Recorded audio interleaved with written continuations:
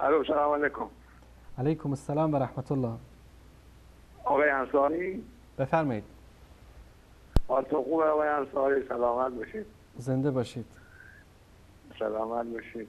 طاعتتون قبول باشه ان شاء الله. از شما همچنان. تشکر از شما. در جواب این دوستمون که یه 5 دقیقه تماس گرفت و گفت که میریم دکتر و از دکتر مدد میخوایم. بله. الو. بله بفرمایید. بله بفرمایید. میخواستم این سوال بکنی از این آقا، بگو وقتی که میرید دکتر زنده یا دکتر مرده؟ مثلا شما وقتی میرید دکتر، انا مثلا ابو علی سینا دکتر بوده مرده، شما موقع نرسیدین میرید سر قبر ابو علی سینا میگی یا ابو علی سینا برای من یه قرص دوا بنویس، یا میرید دکتر زنده؟ درست. درست. آقای انصاری درسته؟ بله کاملا درست. این سوال رو ازشون بکنید، ببینید شما وقتی که میرین دکتر، آیا میرین دکتر زنده یا دکتر مرده؟ بله یا اگر کاملا اون درست. زمانی که حضرت علی خود شفا دهنده بود، یه واقعا کمک دهنده بود، چرا اون زمان که خود حضرت عقیل که برادرش کور بود، چرا شفای خود حضرت عقیل نداد؟ درست. غیر از اینه؟ درست. کاملا کاملا درست فرمودید. خب اینه این سوالی ازتون بکن وقتی، چون که اینا میخوان بیان رو خط، میخوان یک ضرورت شما رو به قول معروف سوال پیش کنن، این سوال رو ازشون بکنه هر وقت درست. میان رو خط ازشون بگو که آیا وقتی میرین دکتر زنده میرین که مرده؟ درست. کاملا درست میفرمایید. تشکر از شما. زنده باشید، از شما در زنده نکنه. باشید. و بعد امروز هم یه مناسبتی بود تو ایران به نام شهادت امام جعفر صادق گرفته بودن. درست.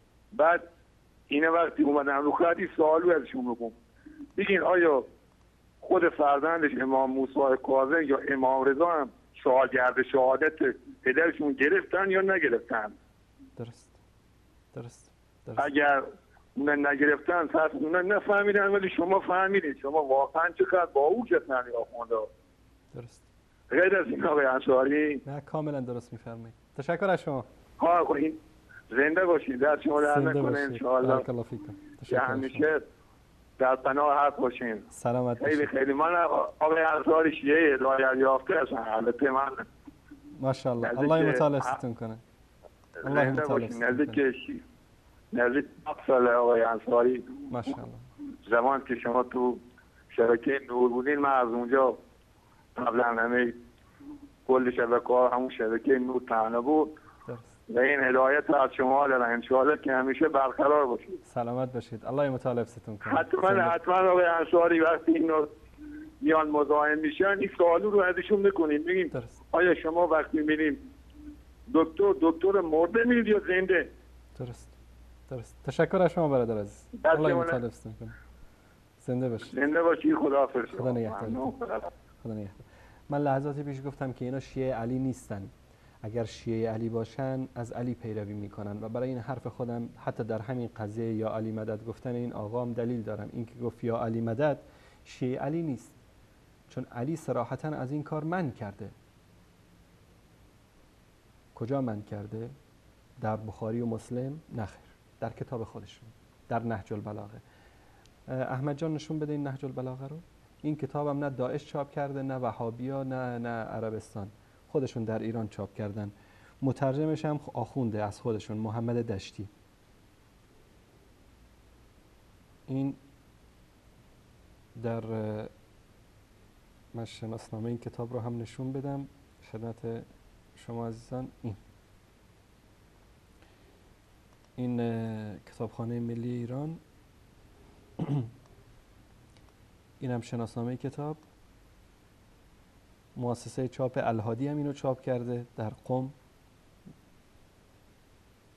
بله. این مطلب در نامه 31. در نامه 31 مسائل مختلفی مطرح میشه، انسان و حوادث روزگار تا اینجا. مطلب دهم نامه 31 رو برید ببینید. میگه بدان ای شیعه، بدان ای کسی که ادعا میکنی که پیرو علی هستی، بدان خدایی که گنجهای آسمان و زمین در دست اوست به تو اجازه درخواست داده. چطور اجازه داده؟ گفته ادعونی استجب لکم، و اجابت آن را به عهده گرفته است. تو را فرمان داده که از او بخوایی تا عطا کند، درخواست رحمت کنی تا ببخشاید، و خداوند بین تو و خودش کسی را قرار نداده تا حجاب و فاصله ایجاد کند. از برای خدا از این واضح تر میخواید آخه چی بگه؟ در اون زمان هم حرف علی رو کس نفهمید، امروز هم اینایی که ادعای پیروی از علی میکنن حرف علی رو نمیفهمن. بابا میگه خداوند بین تو و خودش کسی را قرار نداده تا حجاب و فاصله ایجاد کند. تو از کجا آوردی این حجاب و فاصله رو؟ و تو را مجبور نساخته به شفیع و واسطه ای پناه ببری، و در صورت ارتکاب گناه در توبه را مسدود نکرده است. در کیفر تو شتاب نداشته و در توبه و بازگشت بر تو عیب نگرفته است. قل یا عبادی الذین اسرفوا علی انفسهم لا تقنطوا من رحمت الله ان الله یغفر الذنوب جمیعا. و در آنجا که رسوایی سزاوار توست رسوا نساخته و برای بازگشت به خویش شرایط سنگینی مطرح نکرده است. در گناه تو را به محکمه نکشیده و از رحمت خویش ناامیدت نکرده، بلکه بازگشت تو را از گناهان نیکی شمرده است. هر گناه تو را یکی و هر نیکی تو را 10 به حساب آورده و راه بازگشت و توبه را به روی تو گشوده است. هرگاه او را بخوانی ندایت را میشنود. ادعونی استجب لکم. و چون با او راز دلگویی راز تو را میداند، پس حاجت خود را با او بگوی و آنچه در دل داری نزد او بازگوی. غم و اندوه خود را در پیشگاه او مطرح کن تا غمهای تو را برطرف کند و در مشکلات تو را یاری رساند. مطلب دهم در نامه 31 نهج البلاغه. اینم این نامه که نص دوستان نشون بدن، این نامه 31 به عربیش و اونی که خدمتتون نشون دادم به فارسیش. حالا شما بیاد بگید یا علی مدد.